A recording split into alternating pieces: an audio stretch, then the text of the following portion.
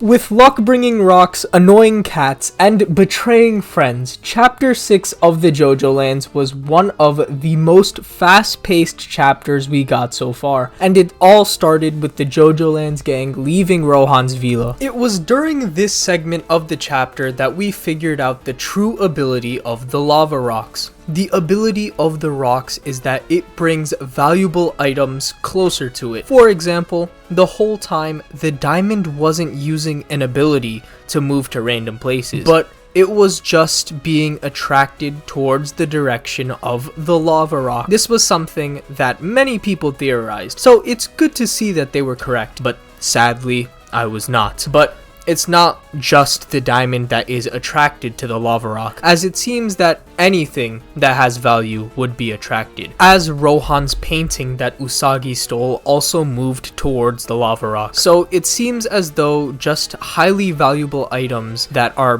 the ones getting attracted. But I wonder where the line is drawn between what is considered valuable enough to move towards the rock and what isn't. What we know right now is that an item doesn't have to have intrinsic value to get the rock's attention. This is because although a diamond, something that is valuable, was targeted by the rock, Rohan's drawing and paper money was shown being directed by the rock. Now, even if those items are really cool to have, at the end of the day, they're just paper. So what's considered to be valuable by the rock has to be something that people see as valuable, even if it's just a random item that wouldn't serve anything important in any other context. Something like money, just a drawing on a piece of paper, gets considered valuable by this rock. I could see this fact being interesting and will maybe help spot any items that someone would buy for a high price, which would be great to have in order to become rich. Or there is the chance I'm overthinking everything and it's just whatever Araki sees as valuable, which honestly would make sense. Next, we do have to talk about the little scheme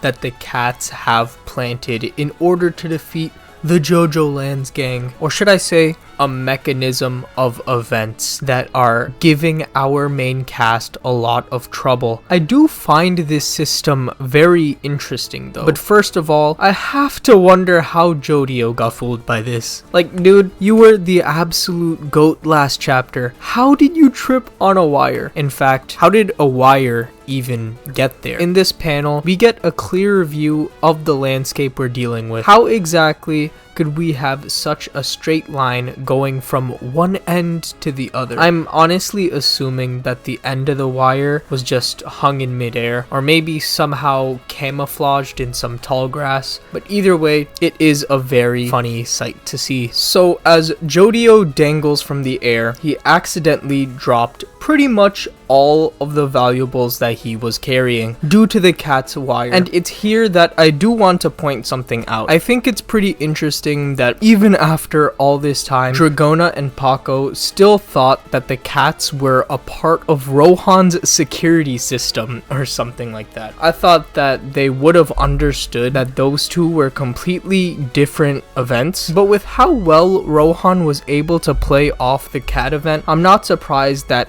Dragona and Paco still thought the same way. It's just an interesting sequence of events that gave them their beliefs. But I am surprised that Usagi was able to instantly tell that it was the work of a stand. He was saying that since like chapter 3, and I wonder if this is some slight foreshadowing towards Usagi's past. Like maybe Usagi has a history of dealing with stand users, perhaps even enemy stand users, and got used to spotting a stand. Like how I can spot the fact that only 20.4% of my audience is subscribed to my channel. And speaking of Dragona and Paco, we see another ability from the cat's string, that being the fact that it can basically connect two objects together. This is because right after Jodio got trapped, Dragona and Paco got connected together by these strings, and this idea is really interesting. With how the panels were structured, it made it seem like the two were basically being sewn together,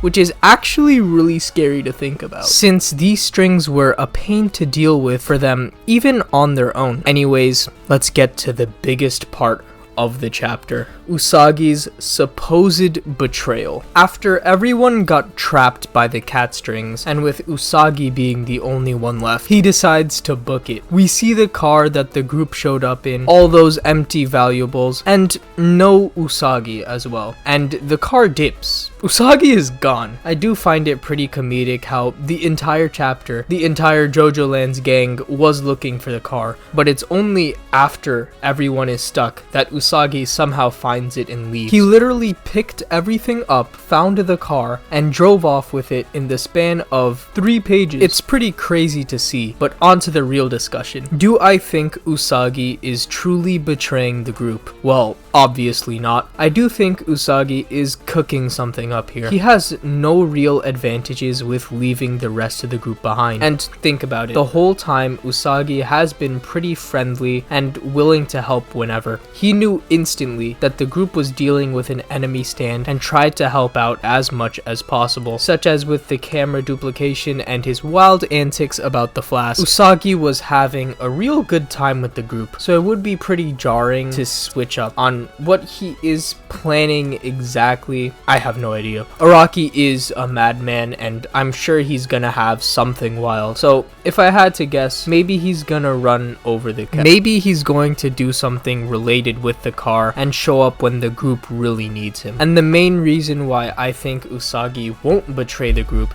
has to do with Meryl Mei Qi. Yes, don't you all forget what's going on. This is an operation under Meryl Mei Qi's orders. Meryl Mei Qi is a very smart person, since she has multiple businesses, a whole family, and obviously this really dark secret. She would not let something like this happen. If Usagi showed up and told Meryl Mei Qi that the rest of them got arrested or something, she probably wouldn't have any of that and pull strings in order to give Usagi some sort of retribution. But honestly, this part isn't even necessary. Remember why Usagi is even here in the first place. Jodio, Dragona, and Paco always did stuff as a trio, and it was Meryl Mei Qi herself who invited Usagi to be a 4th member in that group. Again, Meryl Mei Qi knows her stuff, so she knows that she can trust Usagi with the rest of the group. She knows that Usagi wouldn't really betray the group for his own gain, at least not for now, and that is why he is even here in the first place. Usagi definitely has to be cooking something. However, there is always the possibility that Usagi has betrayed the group, and that is pretty saddening to say the least. The only main way I could see Usagi betraying the group be a real thing is if Usagi is some undercover spy of the main villain of the series, or at least some other villainous group that will show up in the part. The only thing about this that doesn't make too much sense is that I don't think Meryl Mei Qi would be able to have a lot of faith in someone with that background. Unless Usagi is just some mastermind. Meryl Mei Qi should be able to tell at some point, surely before this whole operation even started. Well, there is another idea. Maybe Usagi is going to betray the group since the part won't be that long in the first place. Maybe Araki is trying to go through things a bit quicker because he is getting pretty old. But honestly, I don't see that coming from Araki. I don't think he'd be one to rush a whole part to completion. So I sure do think we're gonna be here for a long ride. And so we all need to know what Usagi is exactly cooking. But there is another character who is cooking as well. Jodio Joestar, that is. So watch this video to find out what Jodio Joestar is cooking.